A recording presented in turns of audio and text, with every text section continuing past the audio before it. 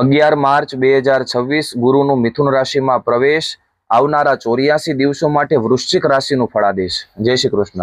વૃશ્ચિક રાશિ માટે ગુરુ તમારી રાશિથી છઠ્ઠા ભાવમાં એટલે કે રોગ, રીપુ અને ઋણ ભાવમાં માર્ગી થઈ રહ્યા છે। આ 84 દિવસનો સમયગાળો તમારા માટે સંઘર્ષ પછીની સફળતા લાવનારો રહેશે।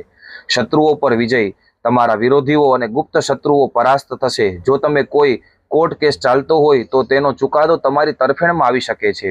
જો તમારે લોન કે દેવા નીચે તમે દબાયેલા હોય તો આ સમયગાળામાં નાણાકીય આયોજન દ્વારા જૂના દેવા ચૂકવવામાંથી તમને સફળતા મળશે।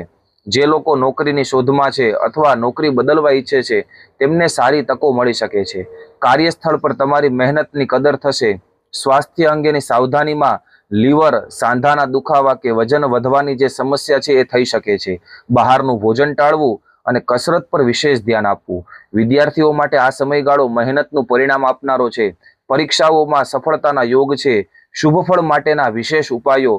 વૃશ્ચિક રાશિના સ્વામી મંગળ છે જે ગુરુના પરમ મિત્ર છે। આ ઉર્જાનો શ્રેષ્ઠ લાભ લેવા માટે આ પ્રમાણેના ઉપાયો કરવા જોઈએ। દરરોજ હનુમાન ચાલીસાના પાઠ કરો જે શત્રુ બાધા અને નકારાત્મકતા દૂર કરશે। દર ગુરુવારે કોઈ બ્રાહ્મણ કે જરૂરિયાતમંદને ચણાની દાળ અથવા ધાર્મિક પુસ્તકનું દાન કરો। ગાયને રોટલીમાં હળદર લગાવીને ખવડાવો। ગુરુવારે પીળા રંગના કપડાં પહેરો, પરંતુ ખાનપાનમાં મીઠાનો ઉપયોગ ઓછો કરો અને સ્નાન કરતી વખતે પાણીમાં ચપટી હળદર કે કેસર નાખીને સ્નાન કરવાથી ફાયદો થશે। જો તમારી પણ વૃશ્ચિક રાશિ હોય તો આ રીલની અંદર જય શ્રી કૃષ્ણ લખી વૃશ્ચિક રાશિના લોકો સુધી આ રીલને શેર કરો। જય શ્રી કૃષ્ણ।